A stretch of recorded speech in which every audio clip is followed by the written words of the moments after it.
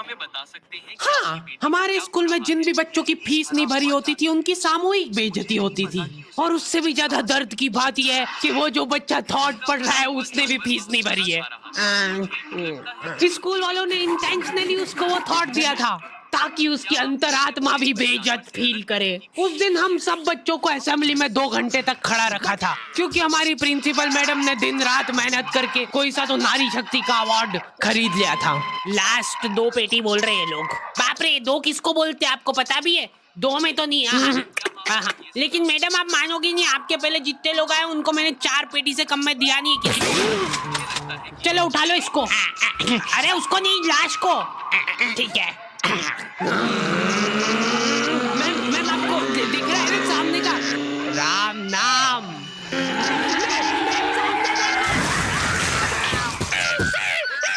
उस दिन हमारे स्कूल में अवार्ड के सेलिब्रेशन के लिए अलग तैयारियां चल रही थी। तो और मतलब पढ़ाई लिखाई कैसी चल रही है अपने फिर? हैं कुछ हेल्प वगैरह लगेगी क्या? अरे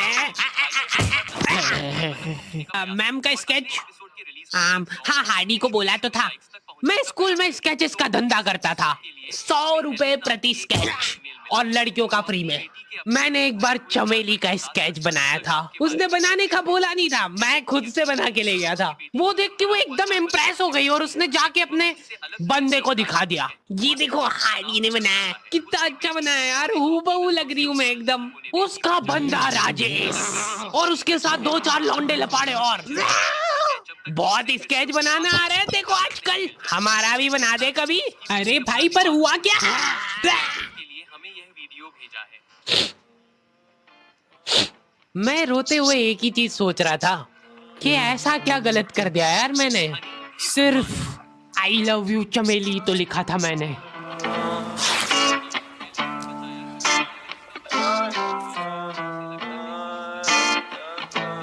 नाम तेरा है ही क्या मुझको तो खबर नहीं, गलतियां ये सारी उन रातों की है, जिंदगी तो चल रही मैं मगर थमा हुआ, शायरी ये सारी मेरी बातों की है। नाम तेरा है ही क्या मुझको तो खबर नहीं, गलतियां ये सारी उन रातों की है, जिंदगी तो चल रही मैं मगर थमा हुआ, शायरी ये सारी मेरी बातों की है।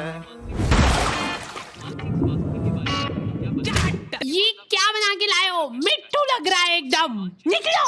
ड्राइंग वाली मैडम ने मेरे को प्रिंसिपल मैडम का स्केच बनाने का बोला था और मैं अपनी जिंदगी का सबसे वाहियात स्केच बना के ले गया क्योंकि फ्री में बनवा रहे थे मेरे से। मैम अब फ्री में तो ऐसा ही मिले। असेंबली ग्राउंड में सारे कैदियों को हाइट वाइज खड़ा करा जाता था और जो भी बच्चा प्रेयर के बीच में आंखें खोलता था या हिलाडुली करता था, पसीना पोंछ रहा था वो बेचारा। प्रेयर खत्म होने के बाद हमारे आसपास लाशें पड़ी होती थी। असेंबली से क्लास तक का फासला बहुत कठिन होता था कुछ बच्चों के लिए। ओए रोक इधर, तेल क्यों नहीं डाला? सर वो मेरे घर पे जो कोई भी तेल लगा के नहीं आता था उसको घसीट के काल कोठरी में फेंक देते थे लोग और वहीं पे 25 लीटर वाली सोयाबीन तेल की कैन उसके ऊपर ढोल देते थे। सर मैं कल डाल के बेचारे बच्चे फिर भी जैसे तैसे अपने क्लासरूम तक पहुंच रहे हैं और वहाँ पे टीचर के आते पते ही नहीं है। उनकी अलग मीटिंगें चल रही है ऑफिस में। अच्छा चलो बताओ कि अपन इन बच्चों को और किस तरीके से लूट सकते हैं। मेरे पास एक आइडिया है। देखो अपन क्या है कि एक प्रोजेक्टर लगवाते हैं एक ही क्लास में। कैदियों को क्लास में कोई संभालने वाला नहीं होता है तो ये अपने जंगली पने पे उतर ही आते हैं। मैं डर रहा हूँ। लोहे की स्केल से बेंचे रगड़ रहे हैं, मिस्त्री फेल हो जाए इनके सामने, ऐसा फिनिशिंग वाला काम करते थे। लेकिन इनके जंगली पने यहीं पे खत्म नहीं हो रहे। 2 लौंडे उठे और उन्होंने उनकी बेंच उठा के खिड़की से बाहर फेंक दी। अब उनको देख के बाकी बच्चे भी क्लास का सारा सामान उठा के खिड़की से बाहर फेंक रहे। और क्यों कर रहे हैं ये सब वो इनको खुद को नहीं पता है। मैम शायद बाहर छोड़ो, इधर ध्यान दो ना आप। तो अपन ये जो प्रोजेक्टर लगवाएंगे इसको अपन नाम देंगे स्मार्ट क्लास और उसकी अपन लेंगे अलग से फीस। ठीक है, पर कभी किसी बच्चे ने नहीं दी तो? अरे भूषण जी, फीस पेरेंट्स देते हैं, बच्चे नहीं। 1 हफ्ते में 1 पीरियड लगता था स्मार्ट क्लास का, जो बच्चों को स्मार्ट बनाने के लिए काफी था। पॉपकॉर्न लाया था ना तू आज? खोल खोल टिफिन, मूवी चलेगी अभी मूवी। ये लोग ऐसे बैठे कि अभी लड़की आके मुजरा करेगी इनके सामने। जिन भी बच्चों ने वो एक्स्ट्रा फीस नहीं भरी होती थी उनको वो 1 पीरियड के लिए क्लास के बाहर जाना पड़ता था। ये सब हरकतों में ही 10-15 मिनट निकल जाते थे। उसके बाद टीचर आके जैसे ही प्रोजेक्टर चालू कर रही है उसकी आधी स्क्रीन जने का सीलिंग पे ही चढ़ रही है। तो अब उस स्क्रीन को फिक्स करने के लिए एक एक्सपर्ट आदमी को बुलाया जाता है। हाँ, सही सोच रहे हो, भूषण।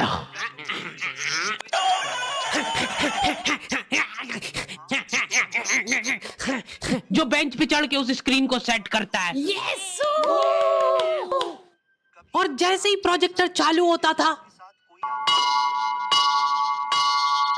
पीरियड ही ओवर हो जाता था। और जो गरीब बच्चे बाहर खड़े थे उनमें से गलती से एक ने क्लासरूम में झांक लिया। क्या देखा तूने? हैं? क्या देखा?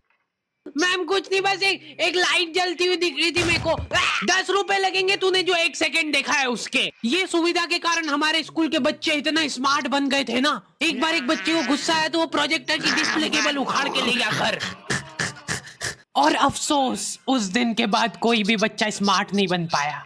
मैम जल्दी चलो, ऊपर एक केस हो गया। हमारे स्कूल में आए दिन कुछ न कुछ केस होते रहते थे, लेकिन ये केस थोड़ा पेचीदा था। हमारी क्लास के किसी बच्चे ने लव लेटर लिखा था चमेली को, और वो लग गया टीचर के हाथ। उस दिन के बाद कोई भी बच्चा स्मार्ट नहीं बन पाया। मैम जल्दी चलो, ऊपर एक केस हो गया। हमारे स्कूल में आए दिन कुछ न कुछ केस होते रहते थे, लेकिन ये केस थोड़ा पेचीदा था। हमारी क्लास के किसी बच्चे ने लव लेटर लिखा था चमेली को, और वो लग गया टीचर के हाथ। तो ये अब केस बन चुका है पूरे स्कूल का। सारे टीचर लोग अपने काम धाम छोड़ के उस मुजरिम को पकड़ने में लग गए। जो टीचर लीव लेके छुट्टी मनाने गए थे वो आधे रास्ते से पलट के आ गए थे। ये सर आ गए। बेटा सही सही बता दो किसने लिखा है। अब ये 10-15 टीचर लोग आपस में डिस्कशन कर रहे हैं। सर आपने लिखा है तो बता दो, अपन बात दबा देंगे। फिर इन्होंने एक और एक्सपर्ट टीचर को बुलाया। बेटा सुन लो, मैं शकल देख के बता देती हूँ एक बार में कि कौन है मुजरिम। तुम बाहर जाओ। हाँ, तुम भी बाहर जाओ। तुम भी। क्लास में सिर्फ 4 लड़के बचे, जिनमें से एक मैं हूँ। बाकी सभी बच्चे इसके शक के दायरे में थे। उन सभी बच्चों को काल कोठरी में ले जाके टॉर्चर किया जा रहा था। बोल दे बेटा क्यों लिखा है। इधर मैडमों को अलग चीजों की टेंशन हो रही थी। इसने चमेली में मात्रा तक गलत लगाई है। अरे रुको, इसका बाप भी बोलेगा सच। बोल दे बेटा क्यों लिखा था। बस हाँ बोल, तूने लिखा था। बोल। सर हाँ सर मैंने नहीं लिखा। सर हमने नहीं लिखा। चुप।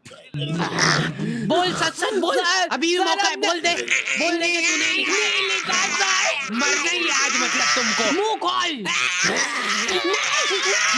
ऐसे तो ये कसई मार डालेगा सारे बच्चों को।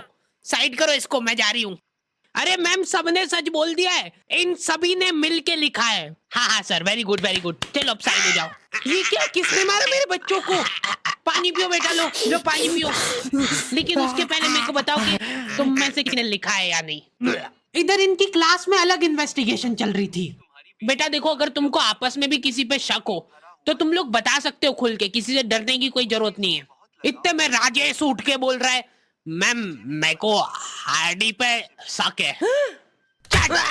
तो पहले क्यों नहीं बताया। उसके बाद ये लोग मेरे को ही पकड़ के ले गए। अभी देखो मेरी शक्ल पता है थोड़ी सी ऐसी भोली टाइप है, तो मेरे को बचपन से ही उस चीज का एडवांटेज मिला है, जैसे किसी बच्चे से लड़ाई हो गई। सर इसने ही मारा है मेरे बच्चे को। नहीं ये नहीं मार सकता यार, इसको जरूर किसी ने फंसाया है।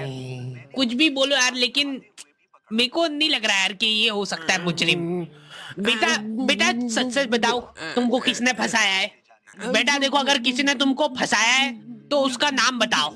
डरो मत, घबरा मत, सिर्फ नाम बताओ। हाँ बेटा, डरने की बिल्कुल बात नहीं है।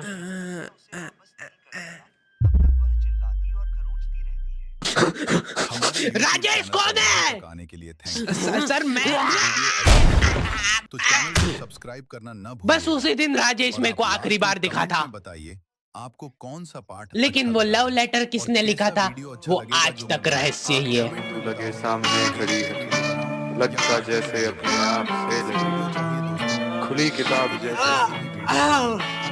मेरी प्यारी चमेली, नाम तेरा है ही क्या मुझको तो खबर नहीं, गलतियां ये सारी ओके तो दी एंड हो चुका है और